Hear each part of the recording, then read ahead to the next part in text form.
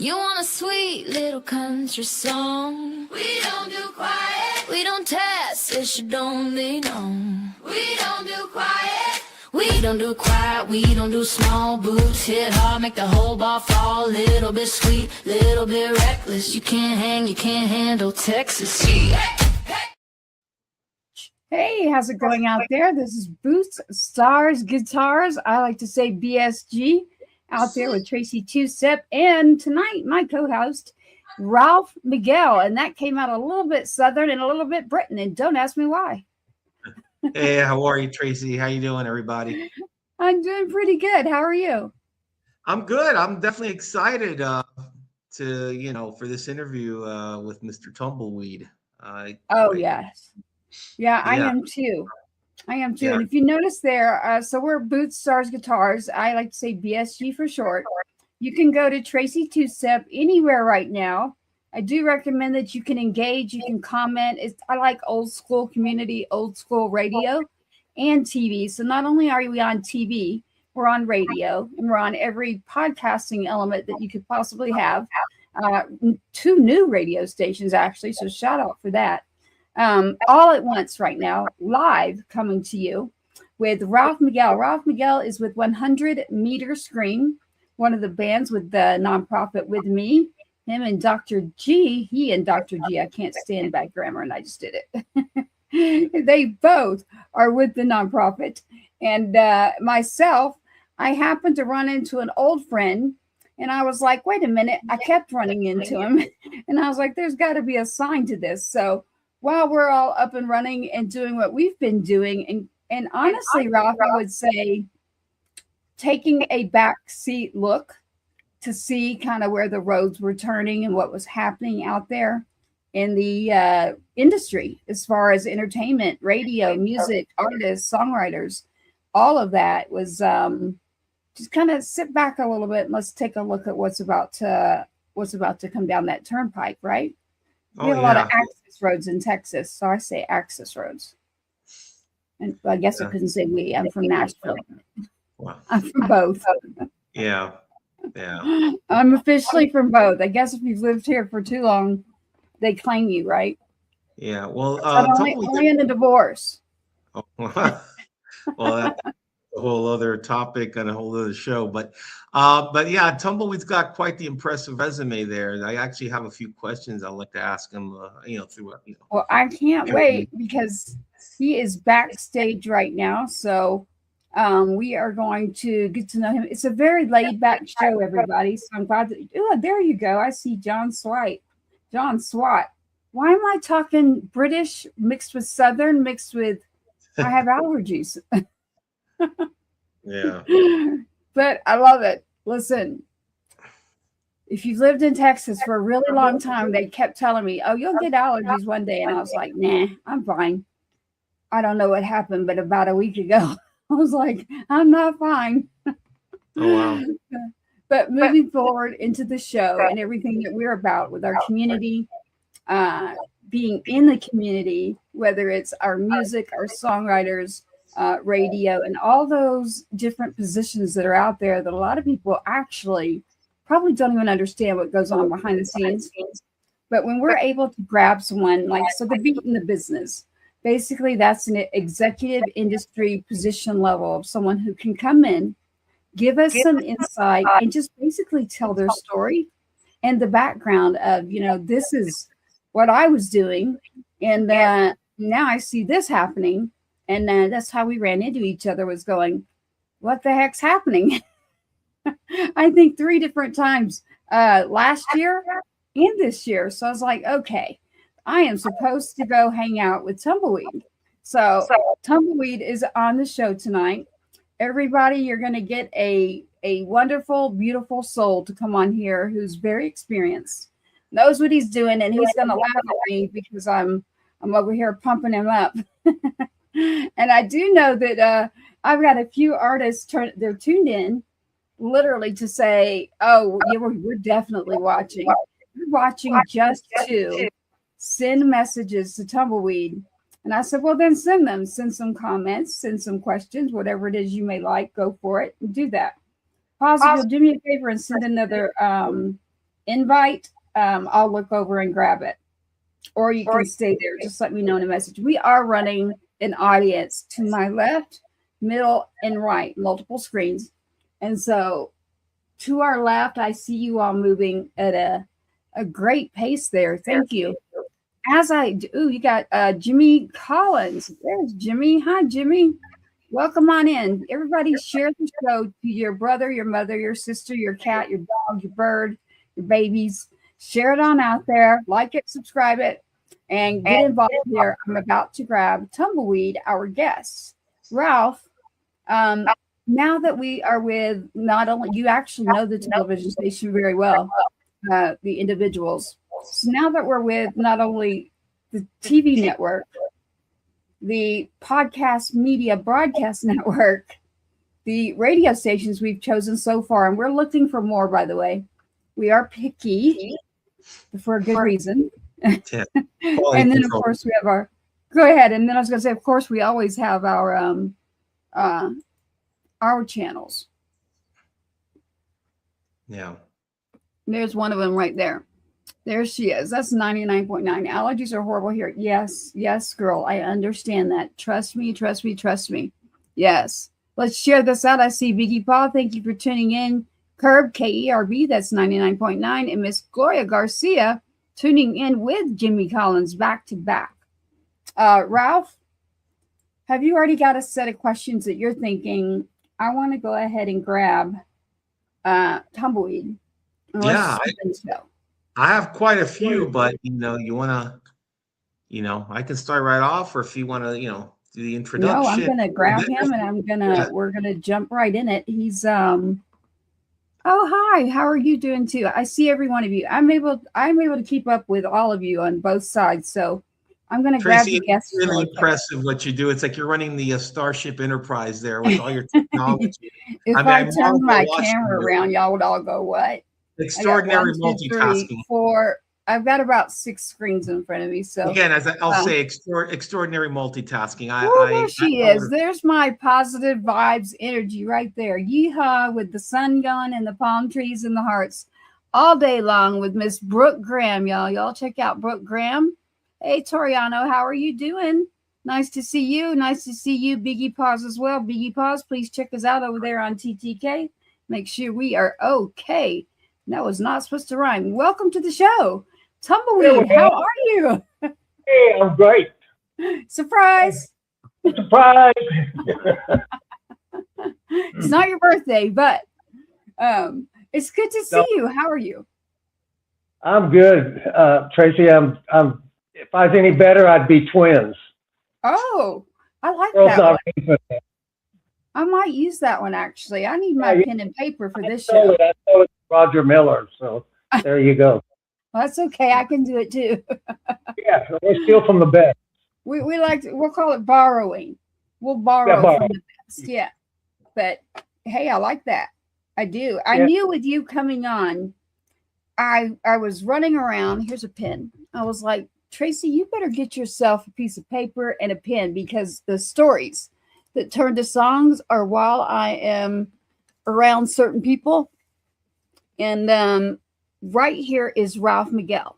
So Ralph Miguel, welcome to the show to meet Tumbleweed. Ralph Miguel is the lead singer of 100 Meter Scream, and he will be co-hosting. I've listened to that after they were on. Then I went and checked them out. I like the band. Oh, well, thank you. Really good. That's an exciting endorsement there. I'm sure the rest of the guys will be there. So yeah, well, listen, you definitely have quite an impressive resume. I was just explaining to to Tracy here. So I mean, I got quite a few questions I want to ask you throughout the show, but I'm sure I'll let Tracy maybe kind of set up the your background, or how she may want to proceed. But you know what, I'm just going to ask you right off the bat real quick while she's there. Fingers or pick? Fingers, man. Fingers. I figured. Yeah, we're talking fingers. about guitar. So because we are on so many channels, we're talking about bass guitar. Talking about bass guitar. And We whether better, you're we better let these people know that then, because I'm going to start getting the other kind of messages. well, here's the deal. With bass guitar, there's two ways to play it. You either thump it with your fingers or you pick it with a pick. Yeah, no, you And pluck it. I've been a thumper all my life, so Yeah, there you I go. called it plucking. I guess that's the country in me. It's plucking. I call it plucking. Yeah. Welcome aboard to the show. I see right here we've got Mr. Neil Sparkman, who's part of us as well. There he is. Welcome aboard. Welcome aboard, SWAT. Where is SWAT? I think he means welcome to the show, Tumbleweed. Oh, yeah. But I don't I'm glad see to be on this show, Tracy. I'm sorry? I'm glad to be on your show. Well, I am so glad to have you. It is true that there has been multiple occasions where we keep running into each other, and I also keep running into someone else where I'm like, okay, these are my people. I am supposed to do something with my people and slow down a little bit too. John Swat, apparently he is out there. He is paying attention. Good job. Great, authentic singer as well. You know, we ran into each other in multiple locations, and we were sitting there, and I had to give a speech, and honest to God, I was nervous. And I just remember you looking at me and say, thanks a lot, kid. And I'm like, what? And you're like, well, now I've got to go up there. And I was like, oh, it was a whole blur to me just because of the topic I was speaking on. But you did break that whole barrier that happens when you get up to speak. And it's a very, very, very sensitive, you're in a public room situation. Yeah. So I was like, oh, thank goodness.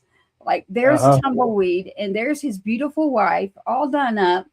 And he went up after me and he's knocked it out of the park. So he's always got you've always got it out of the park, the ballpark, Tumbleweed. I don't even know where to start with you except to say you've been in it over 50 years. I know you've been in radio, you've played, you've toured. And that's where I'm going to look at Ralph, because I do know so much about you that it will be more Ralph look at you and go, oh, you know what? The other viewers that are out there are going to want to know all of that too. I'm going to want to talk to you about when are we doing this thing with these artists, and let's go have fun. So Yeah. where are you coming to us from? Are you in Texas or Tennessee? I am in Texas tonight. You are? Okay, good. Yeah. Good. Yeah, I'm in Texas tonight, and I'll be going back to Tennessee soon, but Okay. right now I'm in the home state. That sounds about like me. Yeah. There's a crazy, crazy storm out there too. As we approach the show in here right now, as I was saying, you know, this is a video, audio broadcast. You can see down at the bottom the TV stations that just picked us up, Heroes Media Group, and then we have the 2 radio stations. So we are looking to add radio stations, and I got to talking to Tumbleweed. To be really honest with you, the entertainment industry, and definitely let us know where you're listening from. Thank you for that. Neil Sparkman said it. We want you all to engage. I want you to ask questions. I want you to want to know more about what is going on. And I am going to get to every one of you right now. I am seeing it and I will get to it.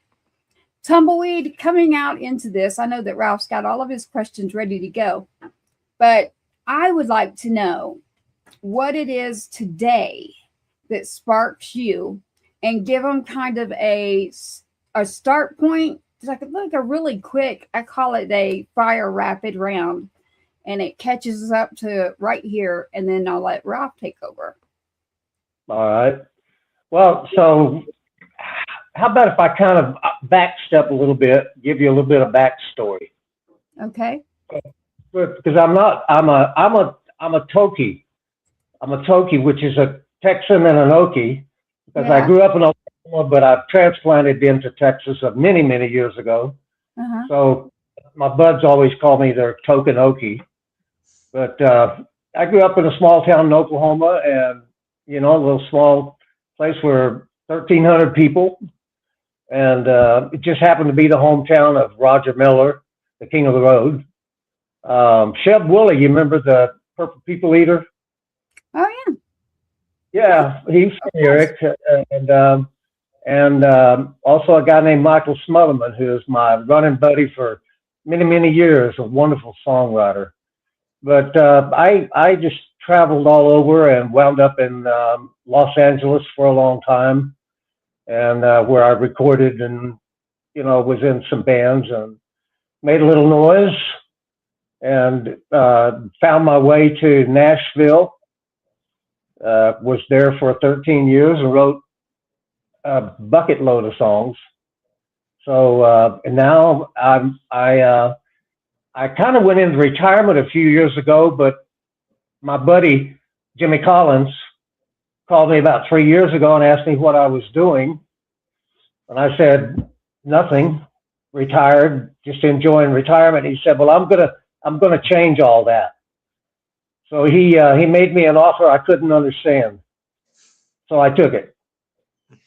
And so that's where I'm at now, is running Flying C Records. And you're asking me where I get what inspires me to go on and keep going. Well, it's the fact that I still can, and you don't ever stop.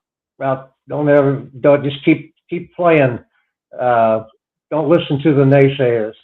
They don't know what they're talking about. It's all about the music, isn't it, right? That's for sure. So, yeah. So what kind of questions do you have? Well, I got quite a few here. I'm not gonna, I'll Oh, ask you, but I got one right. Well, you mentioned LA. I definitely heard a song. I think might have been one of your solo projects, LA to Nashville. Oh, yeah. Yeah. That was a pretty cool song. So. Oh, well, thank you. Yeah, that was from a project while I lived in Nashville called Durham. It was my, yeah, that one got some airplay, indie airplay. It charted on the indie charts. So, okay. Yeah, but that song kind of tells the story of being on the road, LA to Nashville and back again. Sometimes I don't know what state I'm in. I bet. Yeah. Isn't that the way it goes? Yeah, you're on the road. It kind of all becomes like one big blur, I guess sometimes you have to remind yourself or have somebody ask, you might have to ask someone, hey, what state or what city are we in? Yeah, where are we? Well, I'm going to tell you a funny story. I'm going to tell on myself, but talking about being in different towns and kind of not knowing where the heck you are. Yeah. I was lucky enough in I'm going to date myself. It was 1979, but I was in a band called Blue Steel. Yeah. And we opened 36 shows for the Eagles. It was really a very, very cool deal. We can talk about about that later, but we were in Cleveland, and we played a show like a Friday, Thursday night or something. We played in Cleveland. We caught a red eye to San Francisco. Oh boy. And we hit the ground running and played 4 shows up in that area with Sammy Hagar. Oh wow. Yeah, and it was a very, very cool deal. Sammy Hagar had a great band. The Red Rocker. He wouldn't let us use any red lighting on stage. Yeah, but anyway, that's another story. But we're out there, and we leave. We catch another red eye to Chicago, where we're playing the last show of this leg of the Eagles tour. And we finish up our show in Chicago. Now, remember, a few nights before I was in Cleveland. And then this whirlwind happened, and we finished our show, and I stepped up to the mic, and I said, "Thank you, Cleveland." Oh my No God. problem. That's like there was a commercial from Southwest Airline that had almost an exact replica of that story. Where there was Is that right? Yes. I mean, I'm sure you can Google it and see it on YouTube, but some performer was performing somewhere and he said, "Good night, so-and-so." And everybody was like stunned because that was not the city he was in. So I can see how that can happen, especially after red eye after red eye. I mean, you're like wow. Yeah, that's a remarkable story. By the way, Not to mention that we were indulging in various adult. I'm sure in the rock and roll business, sometimes as It you was get rock and those roll. devices that start tinkering in. But Blue Steel, there was that song only. Let me see. I hadn't heard it before. No More Lonely Nights, and Right. yeah, and I liked it, and it had to me what I like. It has a little bit of Kiss in there, believe it or Huh. not. Yeah. If you know some of the Kiss, like almost like a Paul Stanley kind of. So I was like, wow. What I like about hearing a lot of the songs and is that you had some variety in it. You know, from the country rock to rock. You know, which I Yeah. like that variety. Or not, you know, it's like some artists they're just in the one particular genre. That's what they sound. But hearing you throughout your career and all the different bands and solo, I like how the difference in the nuances in the songs, and Well, kind of like you're able to cross over from like slightly one subgenre to the next, so that's what impressed me. well, Tumbleweed, cool. Well, that's I can't stay in a box. yeah, You know. exactly, Yeah. yeah. I just put me in a box. I don't stay in it. And that's why I've always told a lot of other musicians, you don't want to be in that box. I know quite a few that, and they don't leave that reservation, musical reservation. They stay in there and they don't expand, Right. with their taste. I will say this: you were in a band called Buckwheat. Oh yeah. So I was just curious, what does the Little Rascals have any influence on that name, or was it did the name come up from another? 'Cause I'm a Little Rascal fan, so Well, Buckwheat. So it was from the Little Rascals, it was because the Little Rascals. it go at no Panky, and he'd say, "Okay, buckwheat." So yeah, that's where we got it, and we were trying to, and we always said that we'd say, Yeah. "Okay, buckwheat," and Okay. I was leaving one day, and I said that to the guys, and someone said, "Hey, that's a cool name for the band." Yeah, it is a good name. Yeah, so we went with that, and anyway, yeah, we did 4 albums on London Records with that band. Yeah, yeah. Wow, that was I believe what 71, right? Man, it digs back to then. Yeah, it does. And like Tracy said, I've been at this a long time. Well, can you hear me now? Yeah. Good, because I don't know if y'all knew that, but we're in the middle of a tornado warning and hail and all kinds of stuff. And so I've been over here jumping through a lot. I'm just glad that you've got this show going. So we're going to keep rolling. Okay. Well, y'all be safe, man. I've got it under control. So we're all good. What part, where are you at in your interview? Where am I at? Oh. I just asked a few questions there that that were. It says No More Lonely Nights is a rocking song 100%. And Cool. You got John Swat, Mr. Swat. How's it going? He says his aunt is the number one, introduced him to Blue Steel. I'll be glad. Cool. You got it. That is John Swat. And then, of course, we got Neil Sparkman over here managing what's going on over here. The Royal Order of the Sleepless Nights. I feel like I did that. Yeah. Yeah. KERB 99.9. We also have K-Ray. You're very, very familiar with One Star Radio, actually, Tumbleweed. So we are partners. And I'm just going to figure out where you were with Ralph in your story.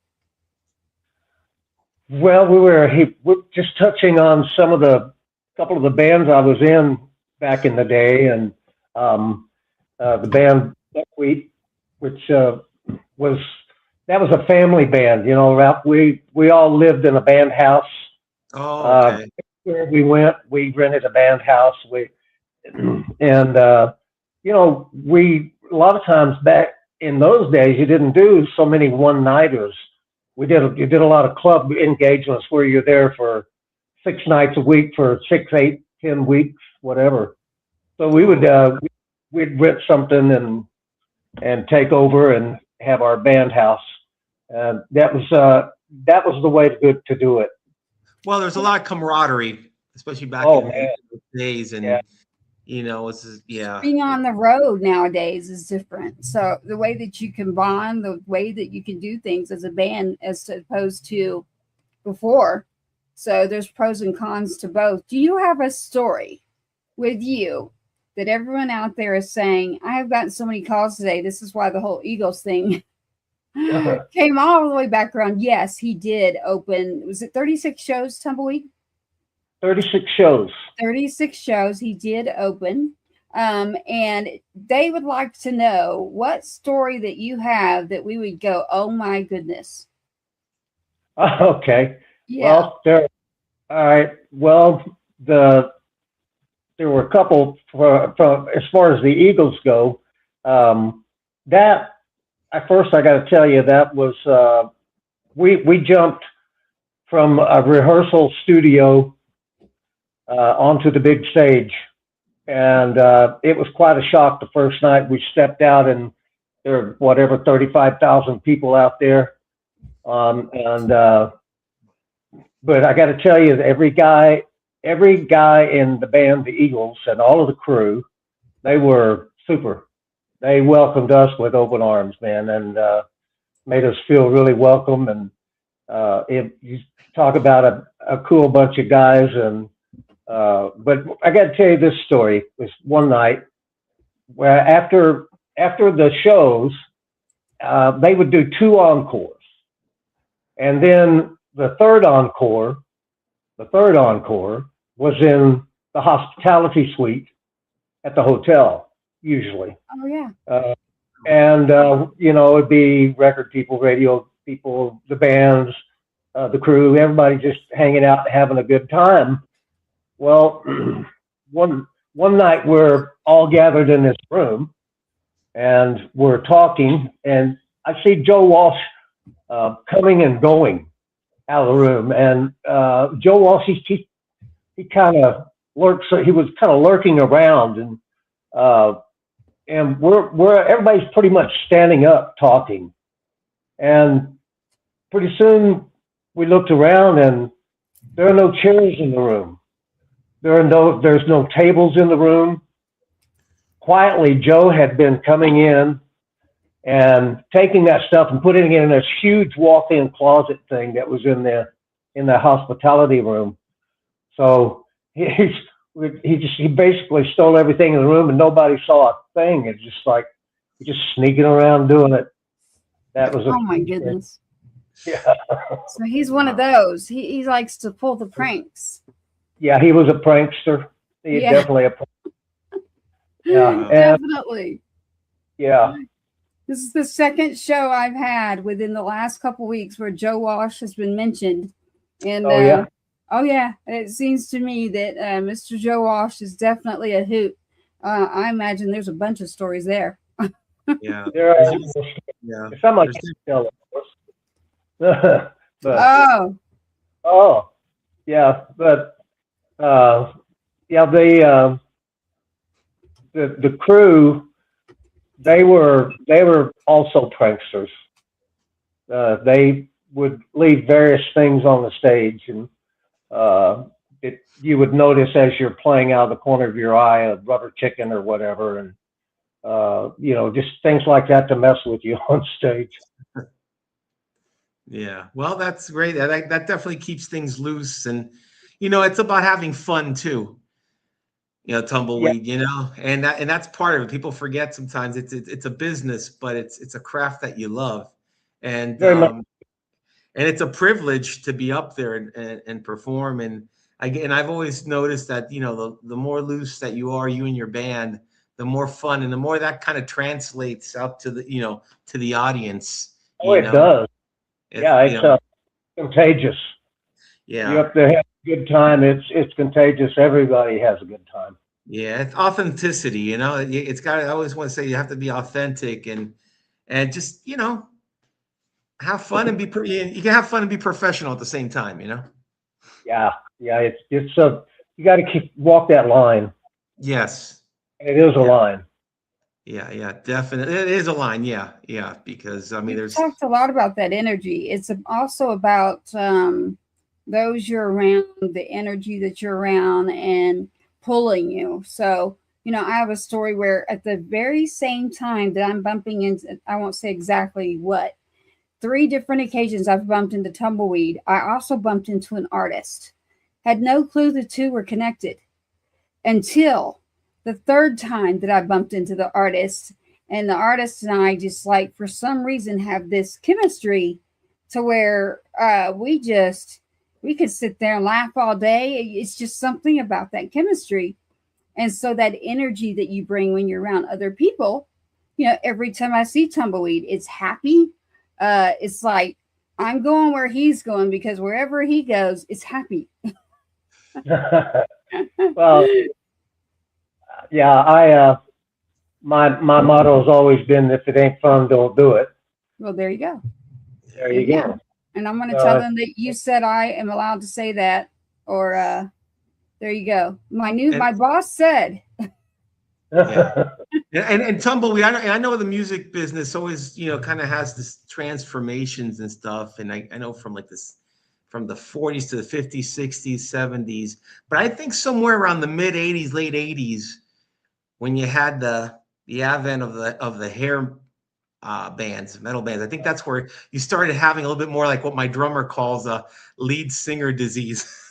or the prima donna-itis, you know what we call it, where, you know, you're not thinking about the camaraderie anymore, and it becomes a kind of a self-absorbed kind of situation, and that just, I hate to say it, but it kind of pollutes the whole process, and then it takes the fun out of things. And I mean, I'm talking, luckily for me, I never had that kind of experience, you know, but I know plenty of others that definitely have had, and I'm sure you've probably come across that to some degree. But I just kind of knowing music and knowing the eras, even though I wasn't in that era, but like I was saying, I was very blessed. I was very influenced from a young age from my dad having all the, you know, classic albums like Vanilla Fudge and Mountain and all, you know, a lot of your peers, and all the way through the 80s, 90s, that I could see where that started to turn. I'm not saying every artist and band had that issue, but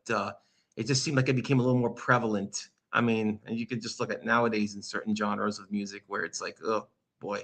Yeah, I think it did too. You know, that was one thing about both the bands I've been in, where the ego, everybody checked their ego at the door. It just, yeah, you know, I was the lead singer in Blue Steel, but we had 2 other guys that sang really well.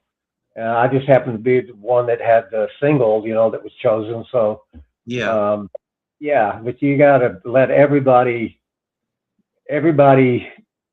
be who they are on stage and be who they are in the band. Yeah. And everybody has to apply at least some level of, you know, common sense of what works. Also, you know, you gotta have your check. But you know, if it's you know, something that everyone can kind of gravitate to, you know, and it's again that realm of fun and camaraderie. That's what I always notice what works. Yeah, you know, it does. Yeah. I like this. You know, while I was gone, I don't know if the 2 of you noticed, but over here I'm looking at the audience. They're like, Tracy's in a major storm. So I want to say thank you to the audience out there. The audience is like, there's a major storm that Tracy's in. So thank you all very much. Yeah. Thank you. We've got several people tuning in here. And so it sounds like you held it down very well, Ralph and Tumbleweed, while I was gone. That is good to hear. Well, with a resume like Tumbleweeds, there's a plethora of a lot of things to talk about. I mean, I knew that you would be able to do that. You know, on the beat in the business, we talk about the beat, and I like to talk about it not just in the music, but the heartbeat as well. Sure. And that's kind of what we're talking about there. But then you've got the business, and in through the business rolls a lot of different energies. It also comes with a lot of different roads and forks in the road where decisions have to be made. Is there a time in the life of being on the road with Tumbleweed, is there somewhere that you had to decide and take that fork in the road and say, listen, and I'm looking for inspiration here to tell others a story. Is there something there that you, even if it was the hard way or whatever it was, and someone else was like, oh my gosh, you should be doing that? But in business, you might have said, you know what? There's a reason I'm doing something else. Do you have something like that? Well, yeah, I do. And that, let me preface by saying that I got a degree when I was a young guy, and got a degree in business administration. And right out of college, I went to work for IBM. And I was in training, and they were really trying to turn me into somebody I wasn't. And here's a fork in the road for you. And I was working for IBM, and I stopped by the band house. They would still have the house in Oklahoma City. Stopped by the band house, and they said, "Hey, man, the bass player in the band, it was called the Roadrunners at the time.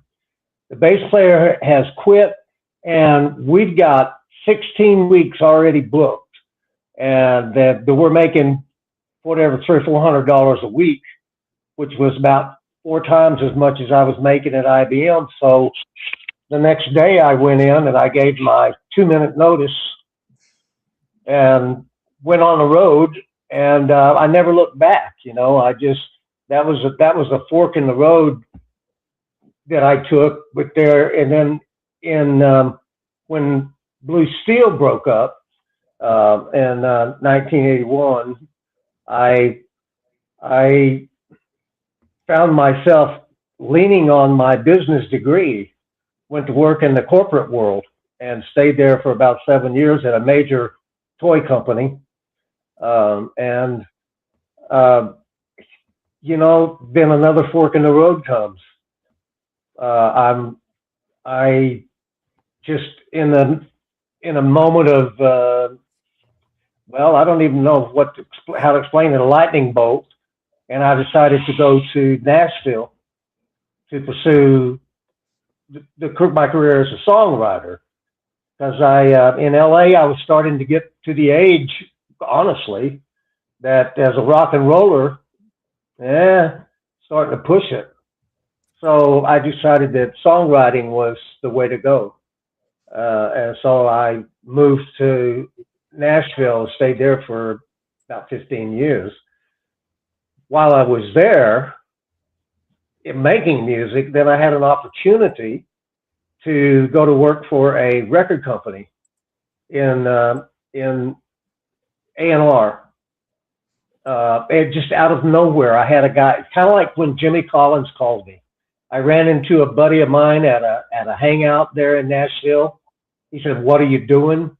"I'm starting a record company, and I really need someone to step in who knows a little bit about music, knows a lot about music, and can help me do the A&R." So I jumped out of the music playing and started working for a record company, where I worked there for about 2 years until I decided it was I moved to Texas to be with my mom and dad. But you know, you hit those forks in the road, and I'm really glad that I got into the business side of the music business, got into the music business, because that's an eye opener.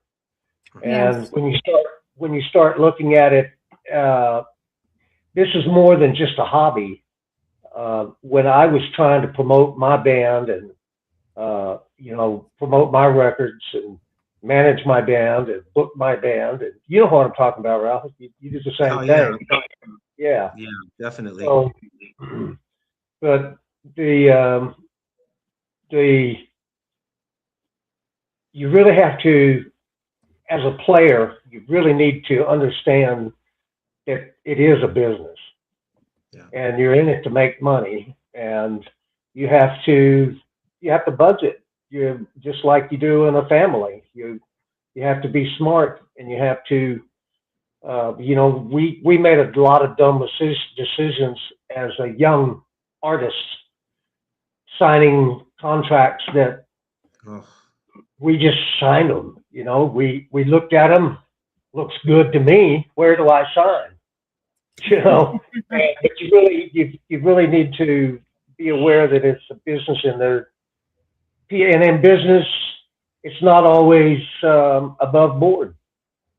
So you have to be aware of those pitfalls and know that they're there and know what to watch out for. Oh yeah, It's, definitely. yeah. Yeah, and as you well know, Tumbleweed. The IBM fork. So you took the IBM fork. I'm going to remember that. Yeah. The IBM. Yeah. Yeah, the IBM fork. That is what Tumbleweed did. Tumbleweed, yeah, you went. Oh, go sorry, ahead. Tracy. I was going to say you went in a little bit more prepared than a lot of other artists.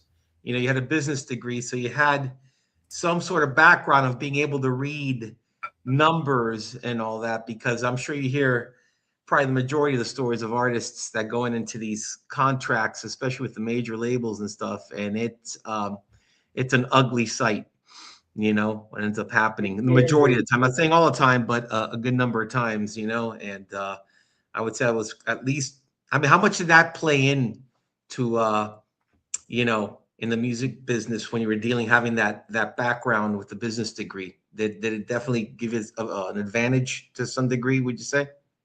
I would say it was an advantage. I kind of was especially in Buckwheat, was kind of like the business manager.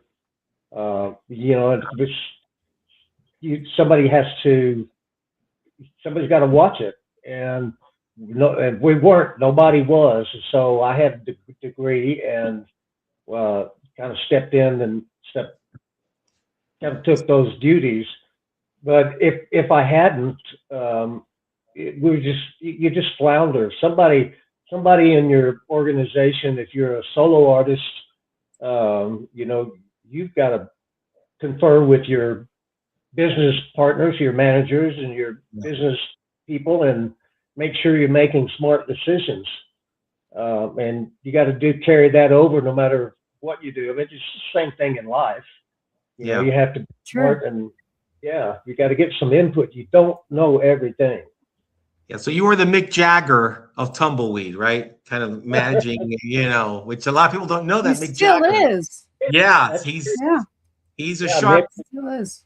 Yeah, a lot of people didn't know that, but yeah, he's a smart guy. Yeah. Tumbleweed, we've got all sorts of people in here, and you're all bearing with me while a couple of lights went out, but I don't mind it. I don't want the light right on me. I see all of you in here. I want to say thank you all for tuning in too, but I do see a question, and it's actually a question that I would have definitely asked. And so I definitely want to get to that question.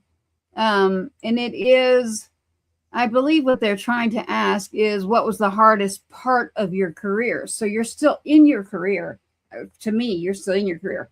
But what they're trying to say is, what do you believe is the hardest part for you in your career? And then actually for an artist right now, we actually know some of the same artists right now. So I happen to know my answer. I'm curious what your answer is. Well, the hardest part, I guess, of being a musician, of course, is quite honestly, it's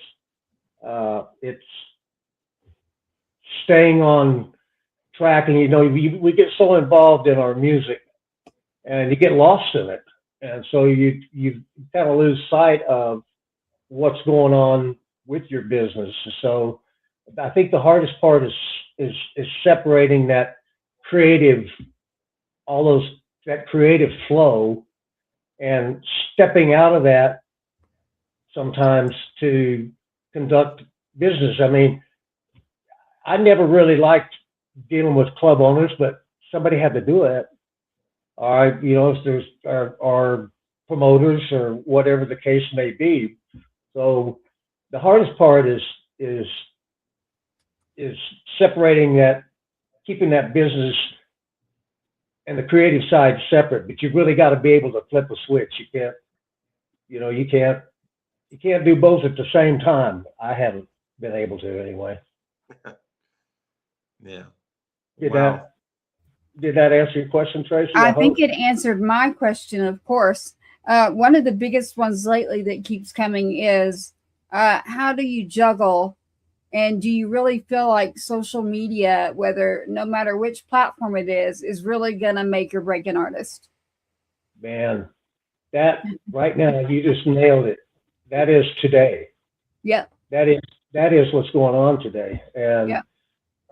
That's what I would encourage any artist who's watching this podcast to take that seriously, because the record business just changed so drastically in the last, well, when they stopped putting CD players in cars, and everything becomes streaming. Everybody's listening to everything on their phone, and there's no quality there. The people have lost. I say people. A lot of folks are losing sight of the Human touch. yeah. Mm-hmm. I agree. It's almost a necessary. Well, I do know this. So tell me, Tumbleweed, I think we might have spoke on this. Prior to the last few months, it was in some big contracts that you had to be on social media 4 hours a day. That is what was going on in the contracts. Now they're pulling that out and realizing that on social media, no matter which platform, all those people following you cannot get out and come to your festival and your concert. That is not who's going to go buy the tickets to come see you. So those numbers, while they look great, you aren't going to get all those people that come to your concert. So now they're going, we kind of started following the people that had all the numbers. And now we need to find the quality in those numbers of the people. And that's how I look at it. And both of you, I'd love to hear what you have to say about that. But to me, if I'm somewhere, if you've asked me a question, Tumbleweed, about an artist, and I've got somebody who's got 1,000, and I got somebody that's got 1 million, and I can go through and look at everything through them. Number one, I can figure out if it's going to be just a headache, and too negative, and I'm going to tell you life's too short. You already know that. But number two, the humanity and compassion within a person that can connect to other people when they get out there on a stage, or they get out there to do what they need to do, that's a big deal, which is much different than being behind a screen. So to have that energy live at a show, and to bring the people in, and to be able to grab all of that to come with you, this is where I think that we're missing it. We've got people focusing on building up numbers rather than building up their community and the people. Would you believe that? I agree with you 100% on that. Okay, good. Well, that's why I'm on all these channels, jumping all around. Because old radio isn't cutting it. I mean, I had been in terrestrial radio. I've been in songwriting, singing. I've been all around. I've been around a few blocks. I'm only 29, but there's a few blocks I've been around. And in those 29 years, I've learned quite a bit. I can sit down with you, Tumbleweed, for 5 minutes, and I will learn more in 50 years from you than I will sitting with someone in a corporation for 5 minutes, which actually happened yesterday. I'm going to have to get a hold of you. There was a big name, Ralph knows about this, a very big name corporate, what is it? 4 letters, got a hold of me last night, and they had been getting a hold of me. And I'm definitely going to be coming to you to say, hey, this is what just happened. And I definitely want your feedback on it, because if I say yes, it is going to bring other people with me. And so I want to see the fine print. The fine print, I just saw who said that too. And Gloria said it. So Dr. G, you've met Dr. G through many phone calls. She said, the devil is in the fine print. Oh, buddy. She wrote that out. She wrote it for everybody to see, just boom. And then, of course, Neil's like, yep, better pay attention.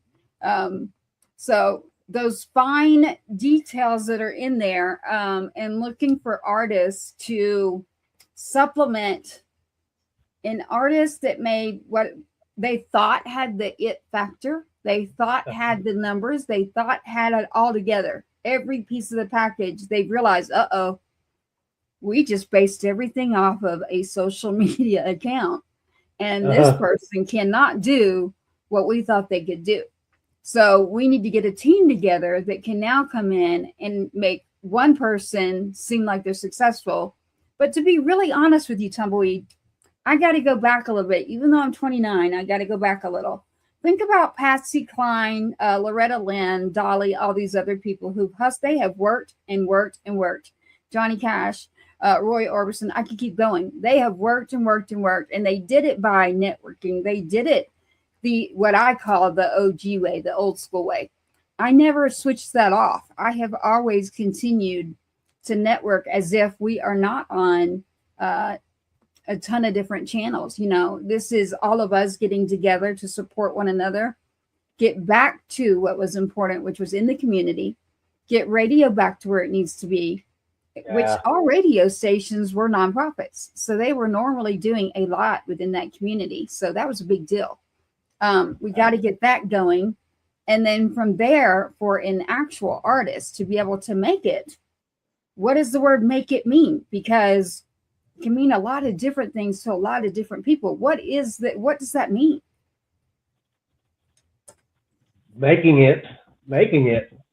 Well, that's pretty broad, and you really have to cover these days. You know, the social media is important. I believe it's important. It's critical, but radio is still a very powerful tool, and will be. And for touring artists, I think it's pretty important to get your airplay, because that's where you get your local support, I think. Yeah. You know, you build, because you play a town, you may have 40 people the first time you're there. Next time around, it may double. Next time around, you may pack the house. You don't do that if you just, and those people they're going to continue to support your music. Right. But when you're just doing social media, you don't have that personal contact, that personal touch, that intimacy that you only get through live performances. No, and you don't. To get the live performance, it's all tied together. You know, you have to be able to market to radio, social media, and live performances, I think. Yes, that's why I stayed here.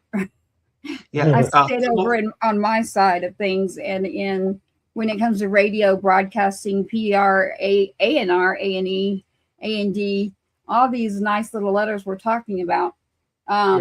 That is where I found that I can be more successful. I can actually do more and help more by staying over in my lane. And I don't have unless Ralph and 100 Meter Scream, they make me do backup or something. I don't have the desire, nor do I want to be on a stage. I prefer to do what I am doing and then actually grow that to be much larger. So, and we've talked about that, and that networking together has been a part of our society since day one. So networking within other stations. And that's why I always say, yes, we are looking for other stations, because the more that we can get you and Ralph, get you 100 Meter Scream and your music played, the better.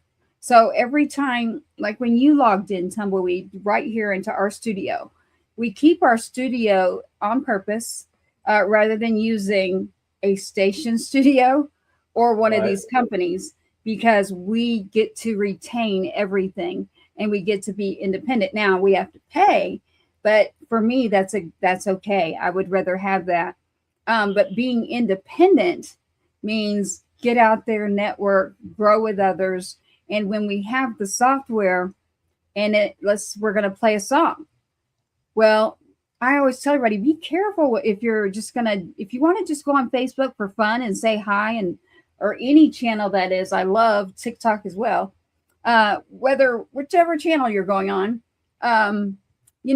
ask someone, say, does your software actually grab music? So if you're a musician and you want to make sure your music will get pulled, ask, because I do. I have to literally turn around every time and give that back to the artist, or the whole show is just blacked out. So not only do they get to file that within BMI Live, sitting as an artist with me, and Ralph over here and the whole team, I'm not just a party of one. our software immediately does that. And if you're running, I got a lot of tips, so I'm going to keep that one to myself. I almost told something, and I'm not going to do it. I'm really good about that. I'm really good about that. I always want to help, but I can get with you on the phone on that one. But there is a lot for these independent artists or smaller artists or labels to realize what you can do and the questions to ask. Hey, when I come on your show, is it actually going to track and pull my music and my codes? And they should know what you're talking about as soon as you say codes. If they don't, then you need to ask if they're BMI or ASCAP or more experienced artists. They're going to know exactly what that is. And the answer is yes, we do. And we're going to keep it that way because we want to make sure we're actually making a difference. I make a joke every show that every artist, including Ralph right here, Tumbleweed, myself, Brooke, SWAT, every one of you over there, get a wooden nickel. You get a wooden nickel whenever your song is out there digitally because they don't make pennies anymore. So now you get a wooden nickel. And it's because I tell people, like, you got to create a playlist, number one. Move the music digitally, move that music, do something with it. You just don't go listen and don't go just listen and put it on a reel. And that means social media.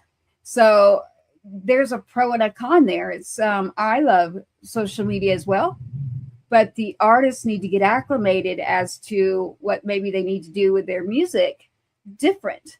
And it's getting more involved like this. And so there's other ways, but getting more involved to where your music is actually tracked back to you.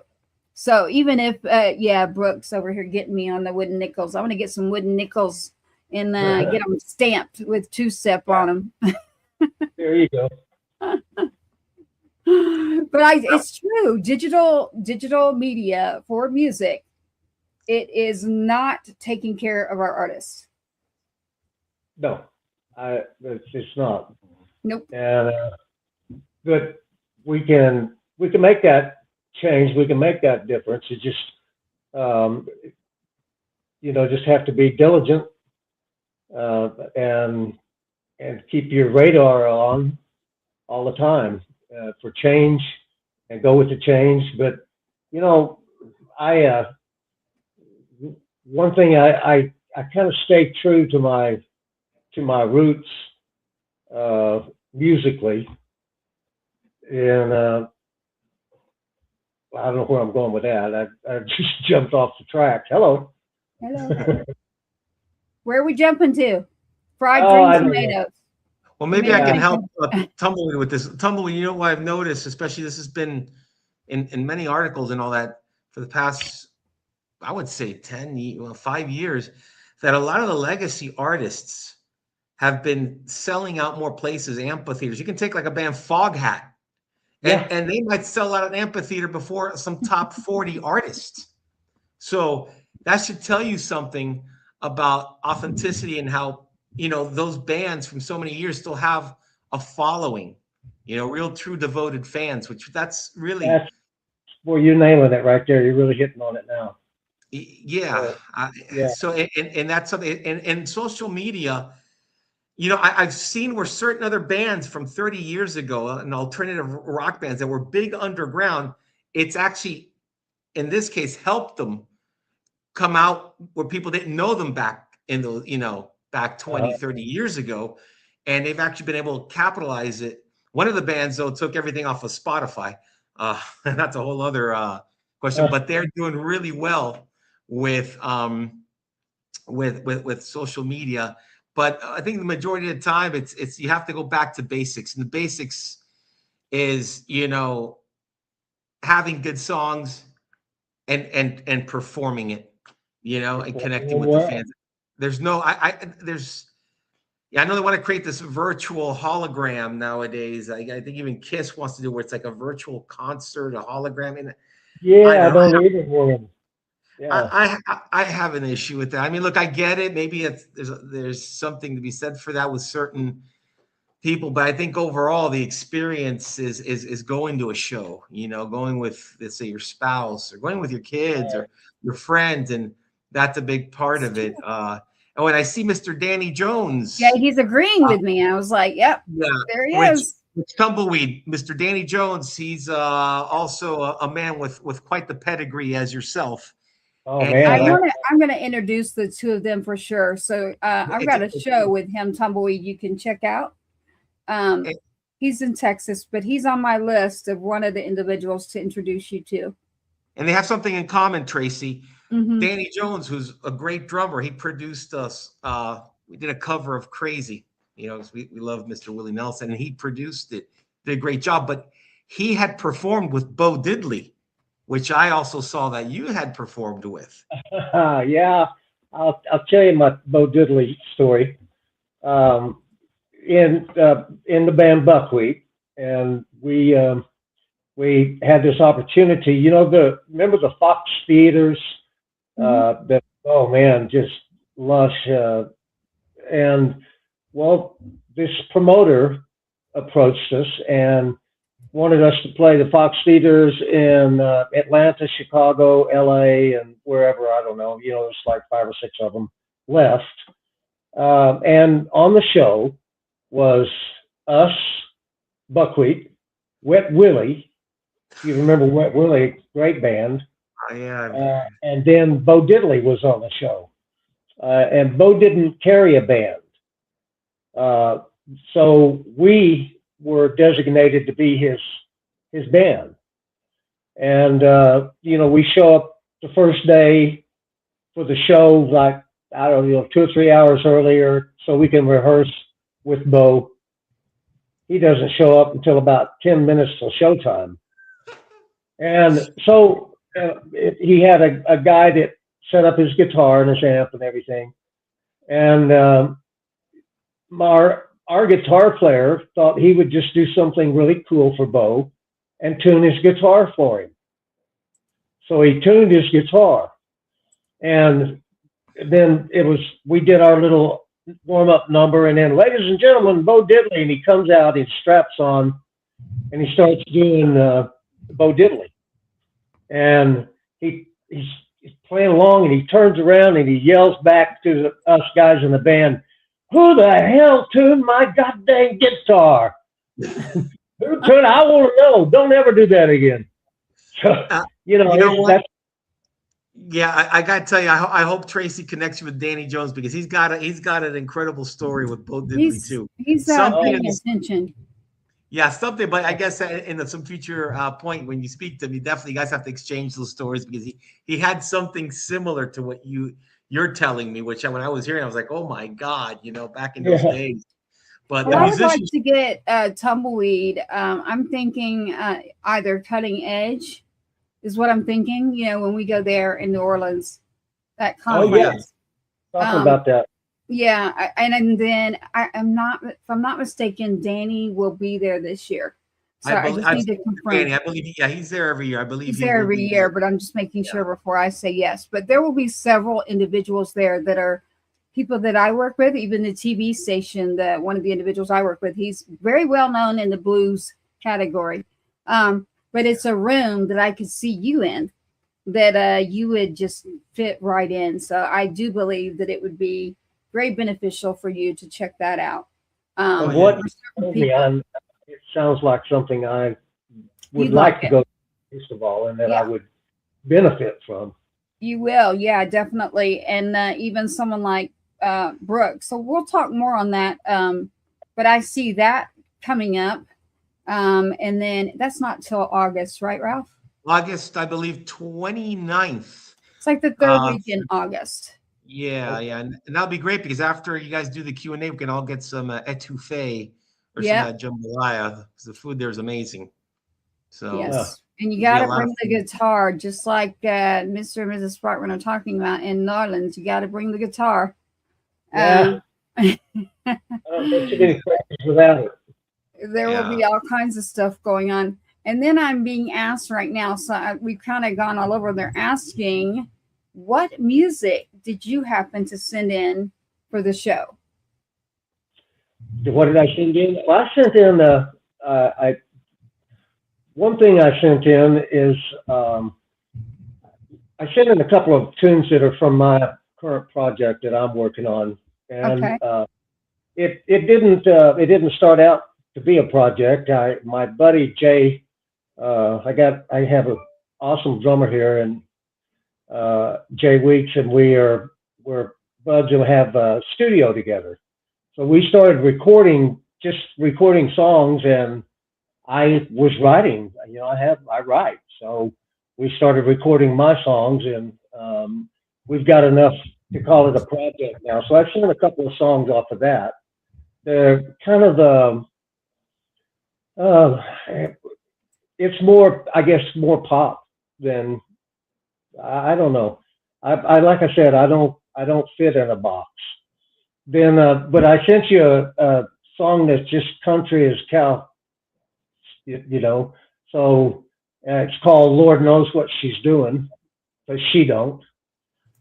And then I sent you a song by my gal pal here in Amarillo, Tennessee, Tuckness, who's a wonderful singer-songwriter. We wrote a song together. I produced it. She sang it. So I sent that. It's called "Mama Said." Oh, yeah. Yeah, I yeah. do have both of those. You know what I also have? I'm looking really quick. I do have that video. You did the lyric video. And is that with Brooke? With what now? What video? The lyric video? I've got a lyric video. Yeah, that's a Brooke Graham. Okay. Do you want me to play that? Sure. I give Brooke all the help we can. She's a great artist. I love her lane, what she's in. Oh, yeah. Yeah. I'm Nobody gonna like bring her back. yeah. I have to bring Brooke back under the rebrand, and there's some other things that are happening. So Brooke will be around a lot here soon. But this is the clip that you sent me, and I'm going to play that really quick for everyone out there. And that is Brooke Graham and Tumbleweed putting this together.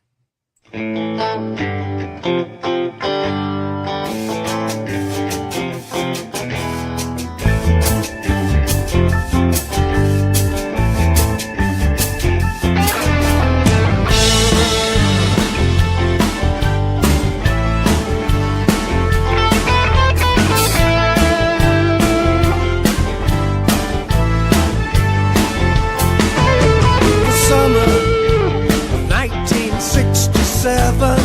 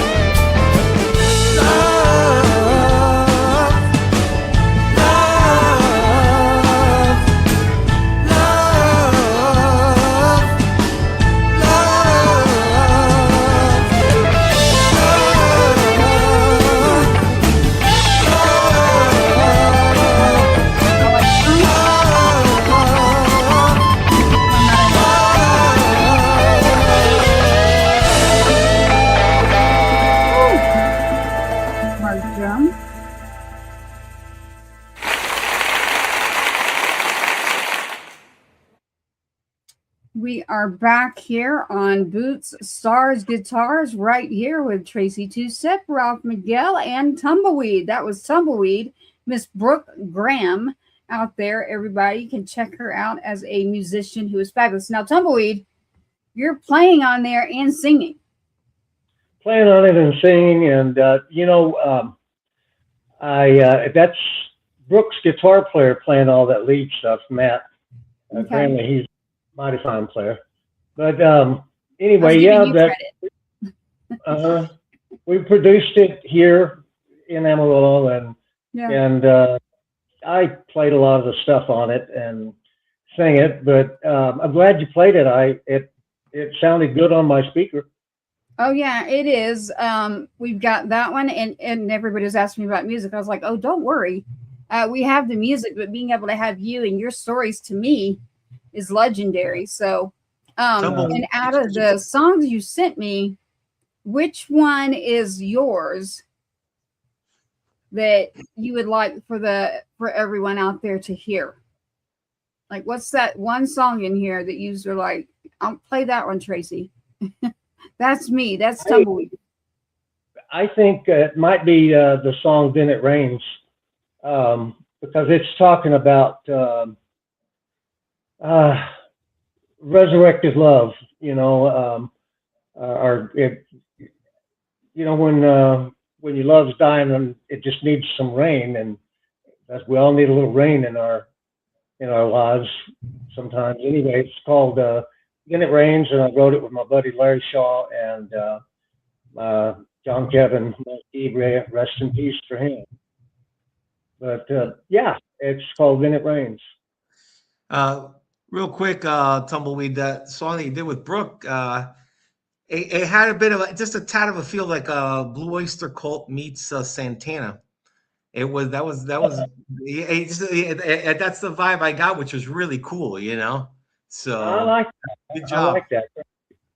We're going to grab it. And they also want to know what inspired you as a musician. And let's say I was to meet you and you're a young guy coming up, 15, 16. What was it that inspired you? Was there a musician or a band that inspired you? Well, I got into music. I took piano. I'm trained musician in piano, trombone, and vocal. I studied that in college, but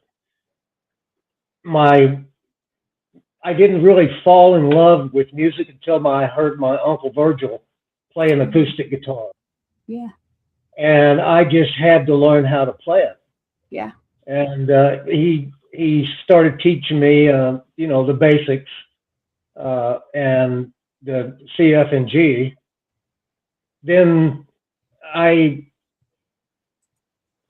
just kept playing guitar, and we got into a little band whenever I was 16, 17, called The Committee, and we were awful, but we were trying. And so, trying is good. Yeah.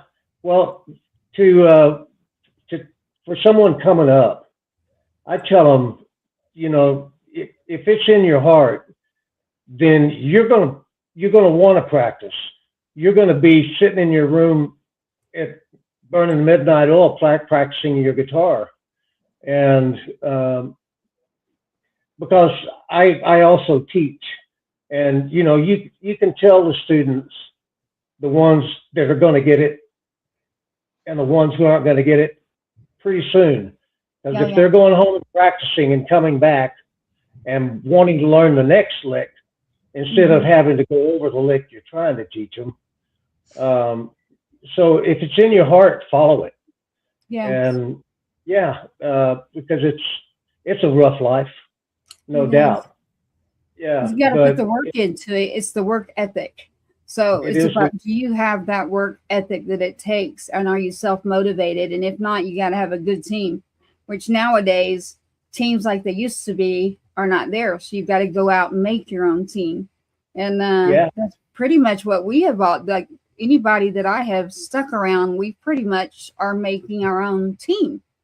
And so just by networking and finding those people that like to work that same way, have a lot of things in common. So Danny Jones will be at Cutting Edge. Yes. So he make sure to tell you he will be there. I knew that he would, but I wanted to make sure. I don't want to talk for him.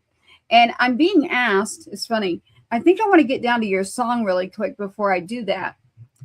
You have, we talked about it already. Then It Rains. And y'all are going to go back and look at this, but as soon as you said it, I jumped over here because there's a massive, it sounds like a tornado, but I'm okay.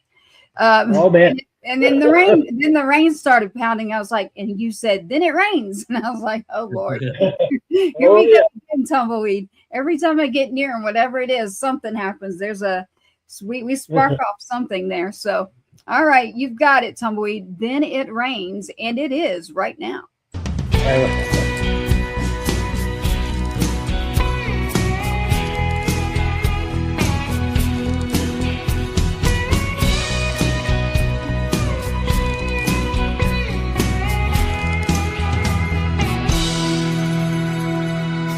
Love is like a garden. You wanna make it grow. So you cry when you think that you might have to reap what you sow.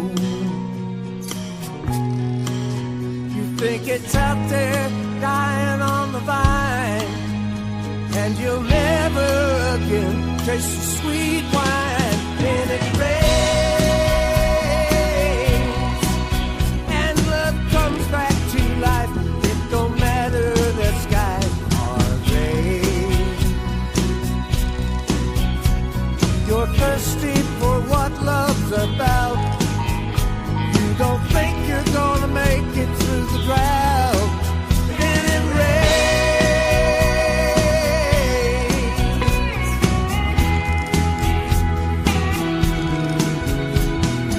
Say you had a flower, you watched it wilt away. You were ready to give up your dreams of a full bouquet. You think love's a waste of time, that it's out there dying on the vine. Then it rains, and love comes back to life. It don't matter that skies are gray. You're thirsty for what love's about. You don't think you're gonna make it through the drought. Then it rains, just when the well runs dry, and you're ready to say goodbye. Then it rains.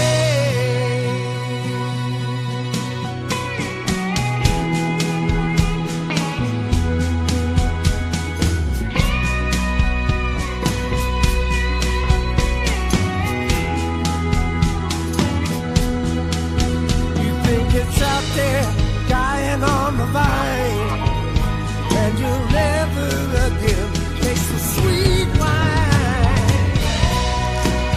And it rains, and love comes back to life. It don't matter that skies are gray. You're thirsty for what love's about. You don't think you're gonna make it through the drought. Then it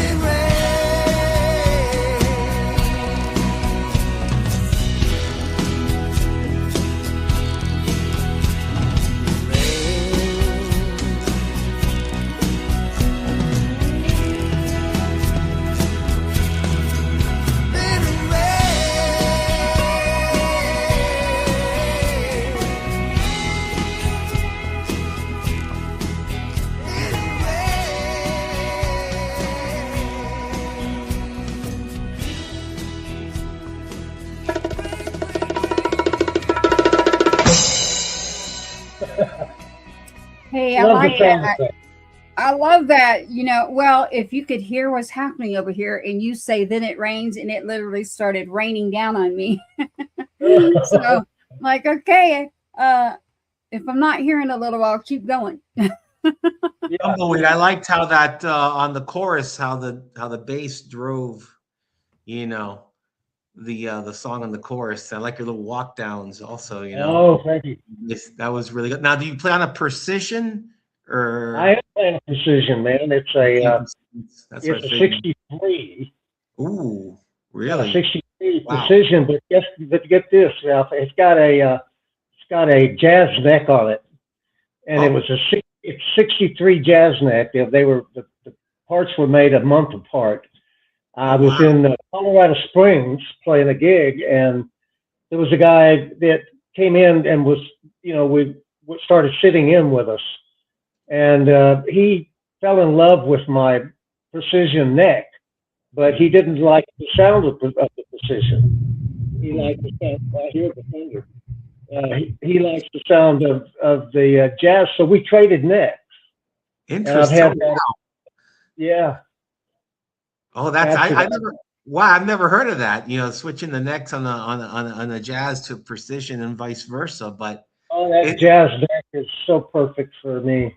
well, I heard. I mean, I was hearing it. If that was the one you were using on the song, that was I like the way it was just driving the chorus, and then the walk down. It's such a Yeah, smooth, warm sound, with the thank Fender. you. Yeah, I I like guess you it. you know, And had a I, hybrid. I would have normally agreed with you, Ralph, but my 17-year-old recently, he picks up one instrument and then he puts it aside and grabs another one. And recently grabbed one, just like you're talking about a bass, and then it's got like that jazz neck on it. And I'm like, what are you doing? And he's like, I like it this way. And I'm like, okay. yeah, yeah. Interesting. He like it's what he likes. So, and I call it plucking because he'll, Yeah. but I love it. We're getting a lot in here, and they're asking that when you were going around and the Eagles were playing, did you have a favorite song? Of the Eagles? It's Oh yes, God, that's yeah. what they're asking. Well, I can't tell you why. I think it's probably one of my favorite Eagles songs Okay, of you'll all tell time. me in private, but you can just tell us the song. Say what? What is the song? And we won't tell anybody why, except for when I talk to you in private. Oh. Well, no, it's not. It's not private. I mean, it's just it's a great love song and so well written. And Timothy sings it so well. And I got to tell you that the other one, of course, is Seven Bridges Road.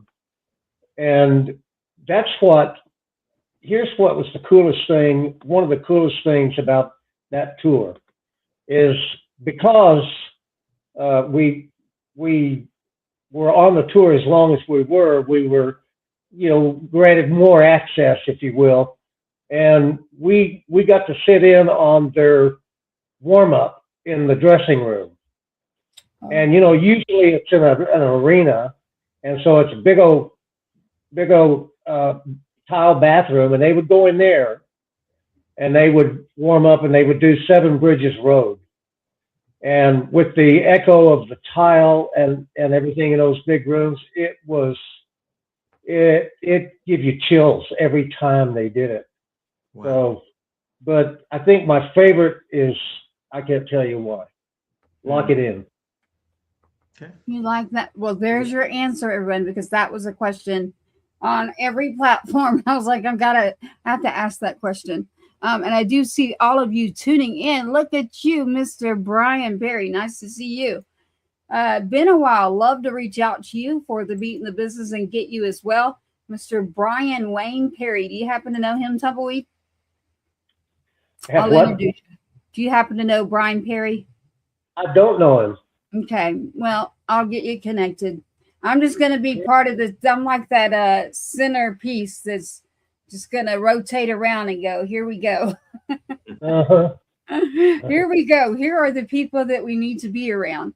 I know that by sitting back and being quiet for 2 years and not telling anybody who I was, what I did, what I didn't do, and what I will do, and just paying attention. So just being quiet. And no, we have never met in person, But in the music industry lane, my world in Nashville, which I don't get into with anyone, and my world in Texas are two totally different worlds. So if you've ever been in Nashville in the music world, and then you've been in Texas, I'm telling you, two totally different worlds. Would you agree? It is. Two totally different animals. Oh, it is. It's extremely different. And then now I'm dealing with California too, so that's going to be really interesting.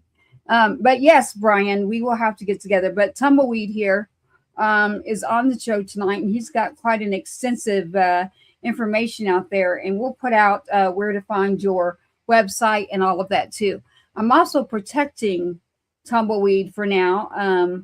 There's a lot that's being worked on, and I'm trying not to over inundate anybody with everything that's going on right now. Oh, Texas Red Dirt is amazing. I would totally agree. One of our new stations, One Star Radio, is Texas Red Dirt music. So you got it, Brian Perry. You bet. We have great music in both places. So I would agree with that. I love the Texas thing. It is so unique. Mm-hmm. There's another state that I know of that is it's prevalent as it is here. Well, it's easier for me. It is easier. I grew up there, so I mean that's why it would be easier in Nashville. But if I went back now, it's easier for me in Texas than it is Nashville. But I just treat everybody the same. That no one's different, no one's better, and that's how I came in this world, and that's how. Not going anywhere anytime soon because I'm only 29. There is this song in here, and Ralph, I saw you laughing. Ralph wants to laugh when I say that. It is the truth. I just, sort of. Tumbleweed will laugh with me. He'll say he's 29 too. We were the 29-year-olds over there at the radio awards having a good time, sitting down, having good conversation. So that is what I like, when you can enjoy the company of someone and have a good conversation like that. That's a good time right there. This song that you sent, Mama said that I'm going to grab, unless you tell me to grab another one. What would you like for me to do, sir? Well, I want to show. Actually, I would like for you to play "Lord Knows What She's Doing." Okay. You can pull that one up because I've shown you this rock and roll kind of pop side. Okay. But when I was in Nashville, I wrote a bunch of great country songs, and I love country music. That's where I started, of course, in country music. But I quickly graduated to rock and roll. When the Beatles came along, that's what flipped my world upside down. Because I saw them and what four guys could do to an audience, electrifying.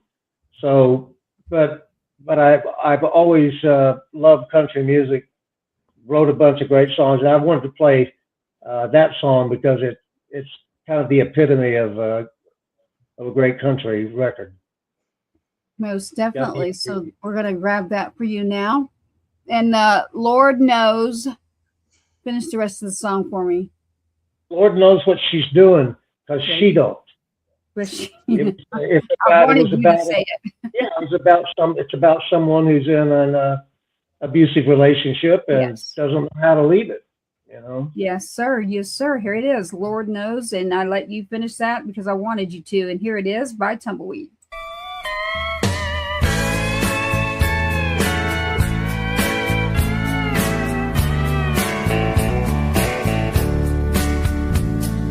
Lord knows what she's doing, 'cause she don't. She keeps praying he'll change, but he won't. Time after time, she's tried to please that man, but she just don't understand that she can't. She'd rather be with him and alone. Lord knows what she's doing, 'cause she don't.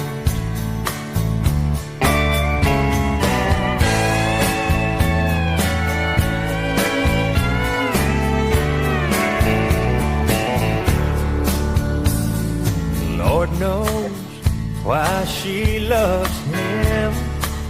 How could she, when he never gives her what she needs? Night after night, she cries herself to sleep, holding on to nothing but her dreams. Her heart tells her to stay, her mind says go. Lord knows what she's doing, 'cause she don't.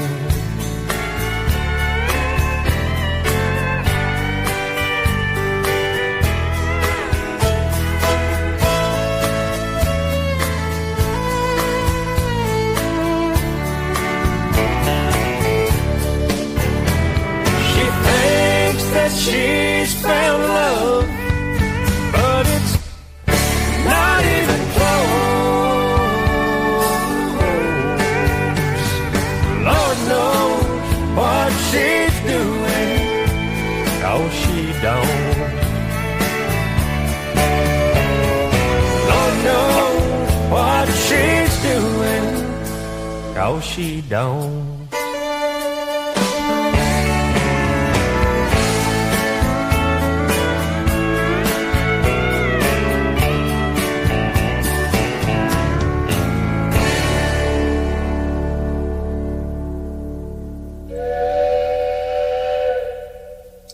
I like that. That means that I like that. Was a really good one right there. Yeah. Got the old train on that one going way back. Brian Perry is saying here, he's saying that Tumbleweed would have had to have known his dad, Wayne Perry. I could swear I have demos of this cat singing in our catalog of songs. Brian Perry is saying that. Okay. Yeah. I bet so, actually. And I love how he said cat, because that tells me he's an OG for real. Yeah.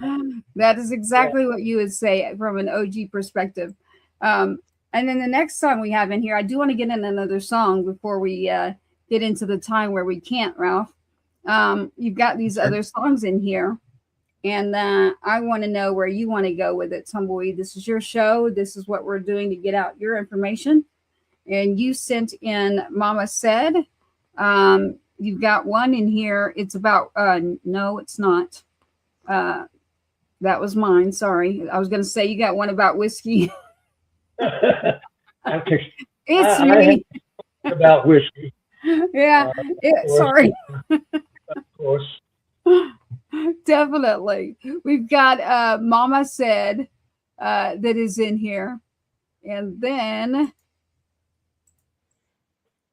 there you go. That is yours. And you want to tell us a little bit about Mama Said. It's one of the ones you sent, later. So I was betting that is something you wanted in there. Yeah, I wanted to say that that the song before this was sang by Michael White. And I don't know if you remember Michael White. He had I had a couple of hits back when in the 80s and 90s, I guess. Yeah, but anyway, next song, Mama Said. It was you, Tumbleweed. I wish it was me singing that. Well, they did a darn good job. So yes, I do know who you're talking about, actually. Yeah. So I was only 8 back then, but I know. Yeah. Yeah. Said, yeah, you were about 8 then. Yeah. This song, Mama Said. So there's an artist here in Amarillo, and her name is Tennessee. That's her first name, Tennessee Tuckness. And Tennessee is a wonderful singer-songwriter, and I got to produce, along with a buddy of mine, Johnny Reverb, we produced an album on Tennessee. And in the process of doing that, she and I wrote this song, Mama Said, to put on the record. So, and it's a funky little number. Yeah, and everyone, even your last one, you know, it was such a great tune. So I want to see what funky means to you. There's a lot of different definitions of funky. So let's check out this song. You said her name is Tennessee. That's the first. I've heard of all sorts of things there. Jameson, but I like that. I didn't. I've got a Savannah and a Jameson. So I love that. This is Mama, and you spelled this, and it came to me like this: S-E-D. Yeah, S-E-D. Yeah, Mama Said. Mama Said. That's called country, y'all. That's what that is. Here it is. It is Mama Said, S-E-D, right now. Coming in by Tracy Two-Step, Ralph Miguel, Boots, Stars, Guitars. Here we go.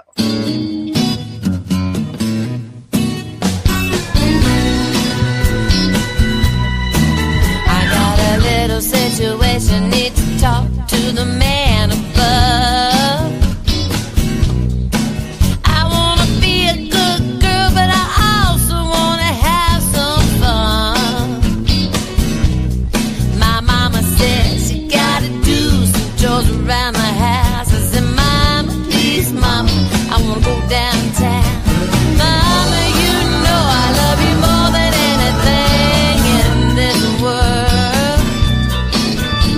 Take your little brother, take your little sister, gotta go to the store for your mama and more. I said, Mama, don't you know I love you more than anything in this world? I said, Mama, don't you know I wanna be a rock and roll kind of girl.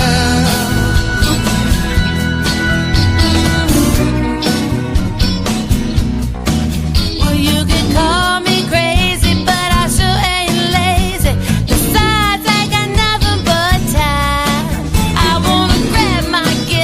yes, I wanna be a big star. I'm in this particular frame of mind. I said, Mama, don't you know I love you more than anything in this world? Mama, don't you know I wanna be a rock and roll kind of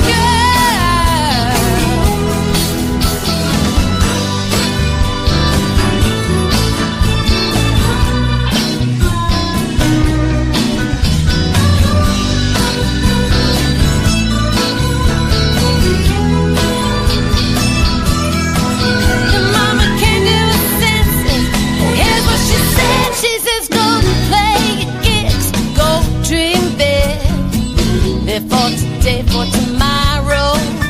If your journey's guided by your soul, you'll be happy. Wherever you go, she says, go, go, go, be a rock and roll kind of girl.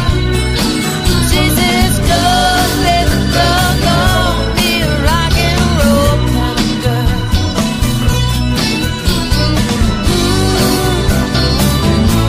Be a rock and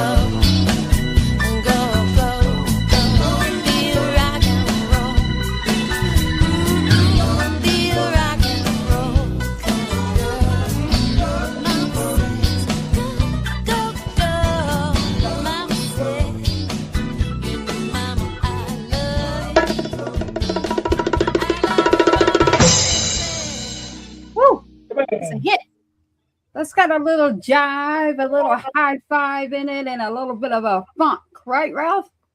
It's I loved it. I was going to tell you this, Tumbleweed, being a kind of a rock musician, alternative rock, but having also a lot of love for other genres. I mean, I don't always do country. It's like that. That's Oki's this Oki's commercial of beer. I don't always drink beer, but but when I do listen to country, let me start with this one. I loved it because it had a hook, had quite a few hooks, especially someone mentioned the keyboards in there, the piano, that was great. And what's her name? Tennessee, great delivery, great vocals. That was you on bass, right? That was me on bass. You might recognize that kind of bass pattern from James Brown. Oh, okay.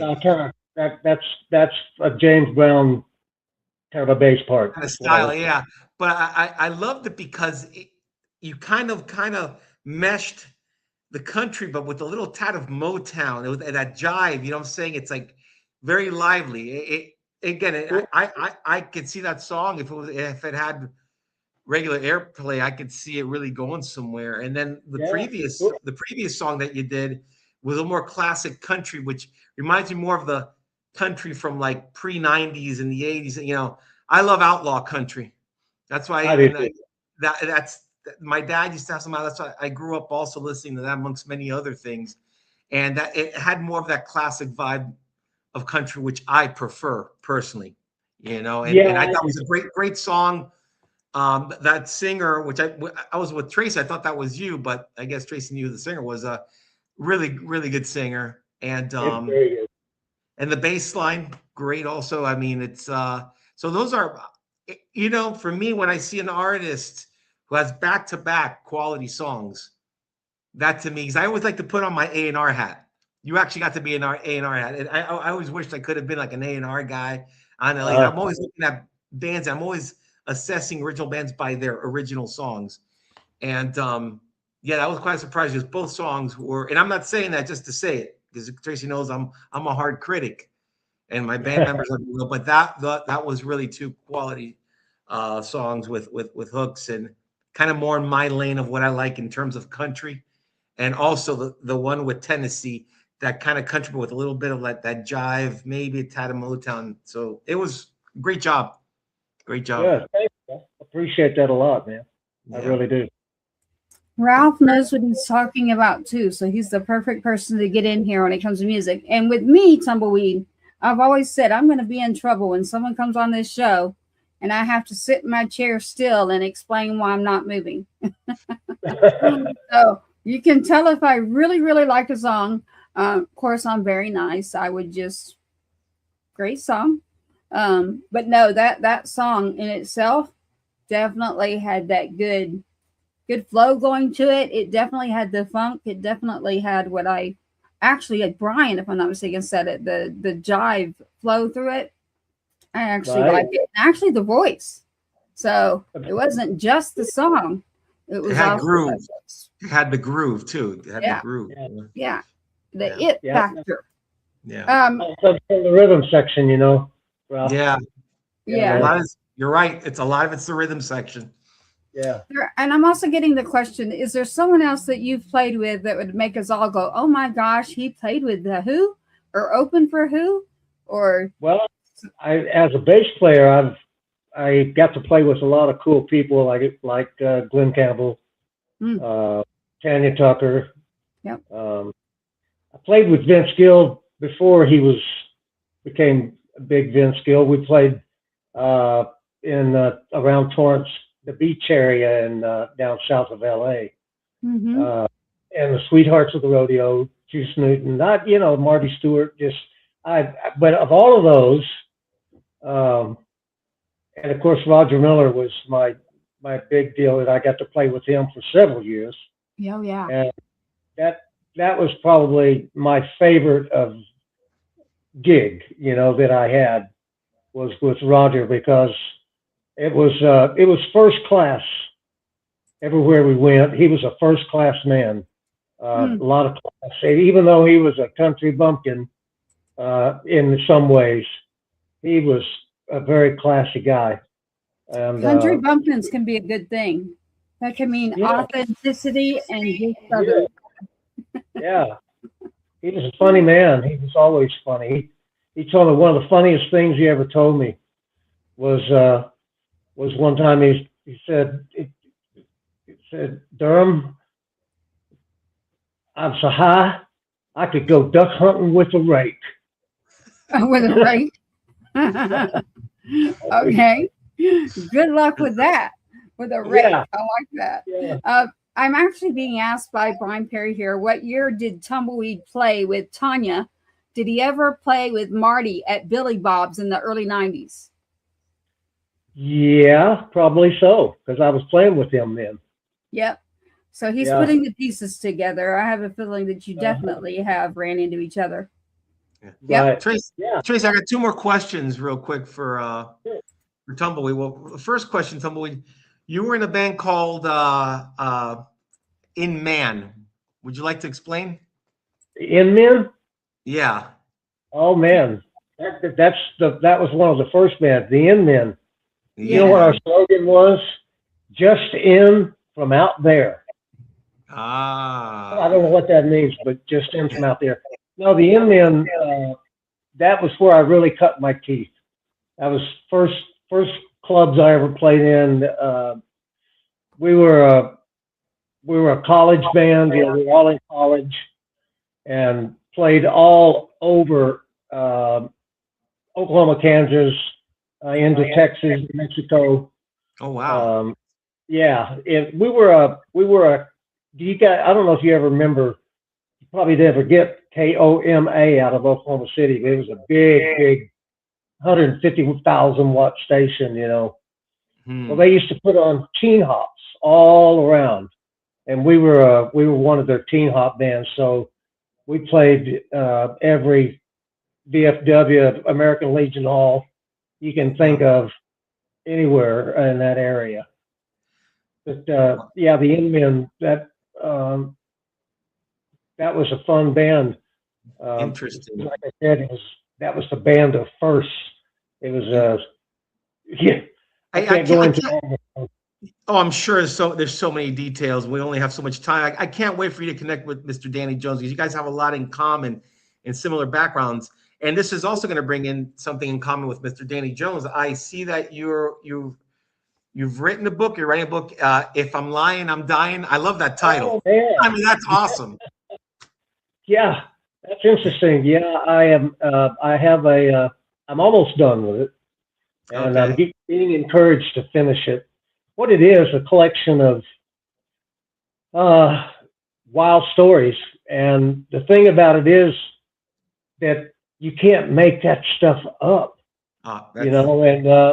And as you read these stories, I used to have this old manager guy many years ago, and he would tell you a wild story, and he always finished it up with, "If I'm lying, I'm dying." So I stole that and called for the title of my book. So, I mean, some of the stories are so outrageous.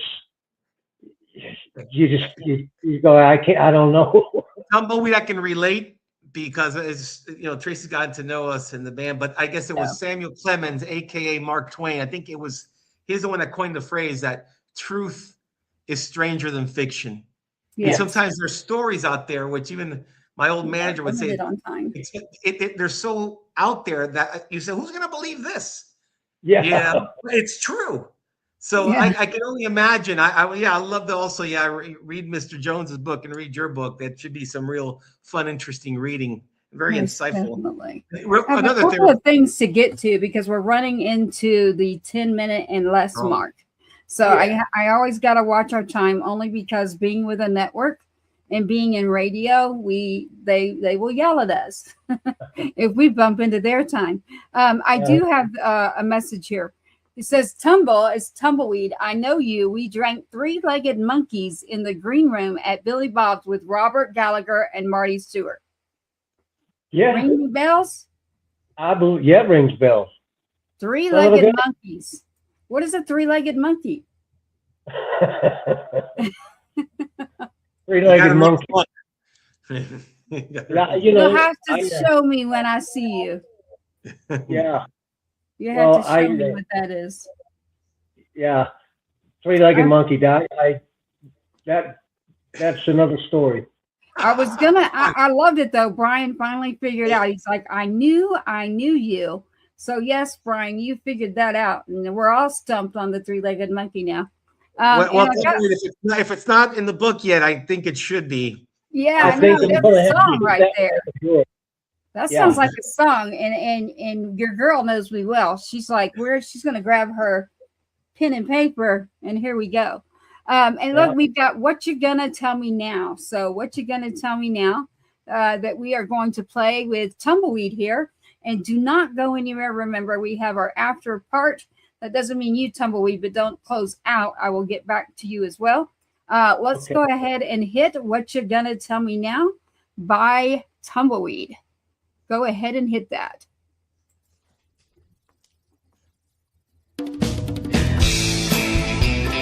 I grabbed it.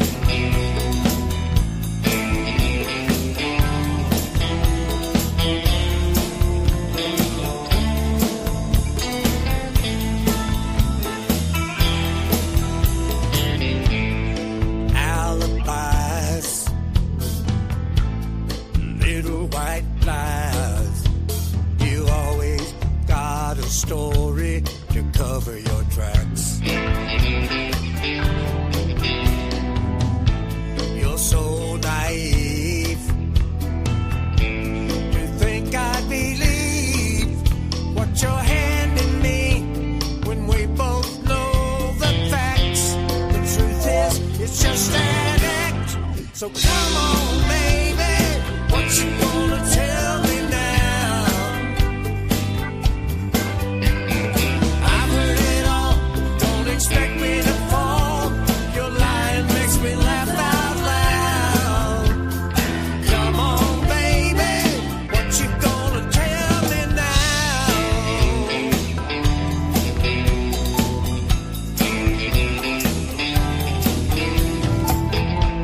Excuses.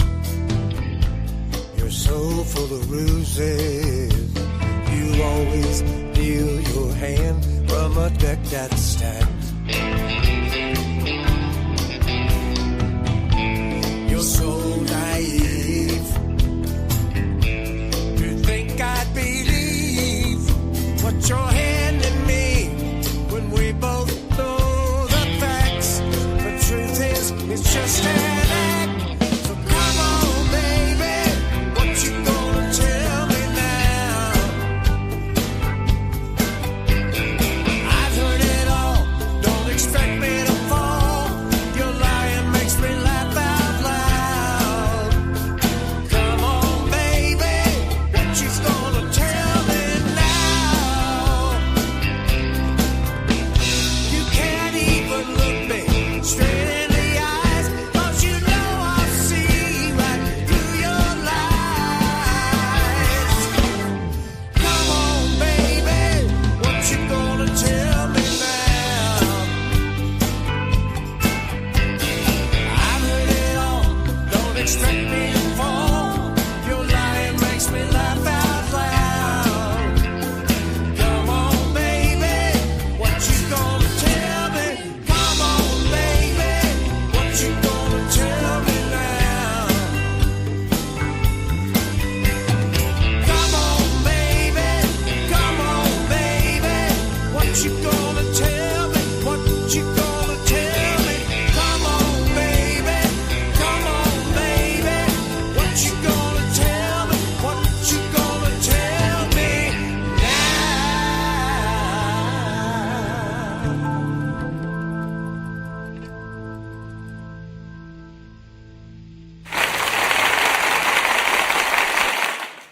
Y'all didn't think I was going to get to it, did you? I was like, nope, I'm getting it. Don't worry. Boom. You did a fabulous job there, Tumbleweed. You get both of those coming to you.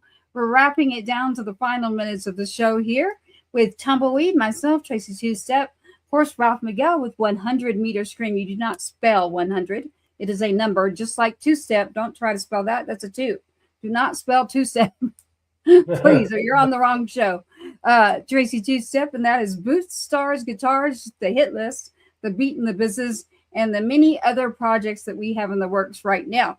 Tumbleweed, can you tell us something that we can look to that is in the works with you right now?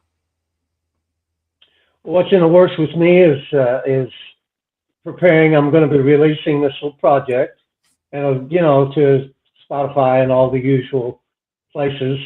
And that's really the big news. Other than the record company that I work for, there's a lot of exciting things going on with Flying Sea Records and things that are coming up, and we'll be making some announcements. So life is good. Life is very, very good, and it has been a very big blessing since meeting you. I'm so glad to have you on. I am hoping and still lifting up those prayers for Jimmy Collins' mother. I know that he's doing better, and she is too, so that's good news. I talked to Brooke just a little bit today and told her that we are still in touch, and Yes, continue to be in touch as well. So Ralph, Miguel there, and Tumbleweed and myself to wrap up the show in less than 2 minutes. What would you like to say? Go, Ralph. Well, I can tell you right now, I didn't want to interrupt, but that's the last song that Tracy played. I'm always looking at songwriting, and you don't have to be in the genre to appreciate a song and the technique. Something I noticed with your songs is something that I notice a lot of bands aren't doing nowadays. It's the art of a bridge, and I've noticed with your songs, you always have like a really good bridge, and it's something that's it's refreshing to hear. I mean, me as an artist, when I write songs, I always try to implement, always a bridge that definitely, but your bridge was outstanding in that song, and just your approach to songwriting, really, really, it's to be commended. Well, thanks, man. And the bridge doesn't always have to be lyrical. I exactly. like, a good, strong musical hook bridge to me is just as good as a great lyrical bridge. The instrumental, most definitely, I agree. So Tumbleweed, I almost called you Tumbleworm. You might get in trouble for that green one. Monkeys. No green monkeys are over here. No green monkeys, no nothing. You have too many three-legged monkeys. I actually know how it's made, why the story's there. Brian has been filling us in over here. We've got the whole recipe, and it's because of Billy Bob's. Yeah, it's because of Billy Bob. So that is something I didn't know. I actually learned something tonight. But to let you in the show, Tumbleweed, what would you like to say? You better say like, share, follow, always be kind, and do at least that. I have a web page. It's Marc Durham Music with a C, Marc Durham Music, and go there and check it out. There's a lot of music, a lot of photos, things like that. But hey, I just want to say to everyone, all the players, all the musicians, singers, songwriters, my main word to you is don't ever stop. Don't give up. You look at me. I'm not going to divulge my age, but I'm no spring chicken, and You're I'm 29. still 29 and holding on. Yeah. Hey, I would say that we probably were looking like we were 29. You're very active there at the Radio Awards. I mean, you weren't just like sitting around and doing nothing. You were pretty active. So yeah, I got to give you props. There's Miss Valencia Gill right there. She is the most world famous at finding the bands for us that are out there. We're going to wrap up here tonight on the beat and the business here with Tumbleweed. And you can get this through Boots, Stars, Guitars. Follow Tracy Two-Step. That's a 2. Don't spell it. And keep tuning in for more. We actually have a lot coming up too. We have more that we will be adding. And if you find someone out there that you think would fit great with us, be sure to send them on over and we will check them out too. We're going to close out the show. Stand by, Tumbleweed. Stand by, Ralph. I'll be right back with you. Thank you for tuning in. Little bit reckless, you can't hang, you can't handle Texas. Yeah.